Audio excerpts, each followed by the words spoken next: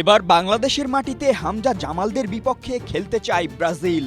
আগামী ৩ অক্টোবর কলকাতায় ভারতের বিপক্ষে ফিফা প্রীতি ম্যাচ খেলবে ভিনিসিয়াসরা। ঠিক এর দুদিন পরই ঢাকায় অর্থাৎ ৬ অক্টোবর বাংলাদেশের বিপক্ষে আরও একটি প্রীতি ম্যাচ খেলার প্রস্তাব দিয়েছে ৫ বারের বিশ্ব চ্যাম্পিয়নরা। রোববার দুপুরে ব্রাজিলের ৫ সদস্যের প্রতিনিধি দল এসে ঢাকার জাতীয় স্টেডিয়াম ও রাতে কিংস অ্যারেনা পরিদর্শন করে সন্তুষ্ট হয়েছেন। রাতে বাফুফের সঙ্গে ডিনারে ৬ অক্টোবর বাংলাদেশের বিপক্ষে ম্যাচ খেলার প্রস্তাব রেখেছে তারা।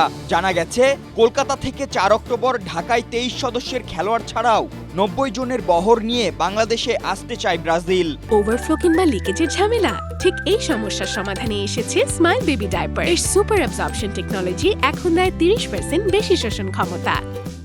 তবে সেপ্টেম্বরে আসিয়ান কাপের ম্যাচ, আর্থিক হিসাব নিকাশ, নিরাপত্তা সবকিছু মিলিয়ে বাফুফে ব্রাজিলের প্রস্তাব নিয়ে ভাবছে।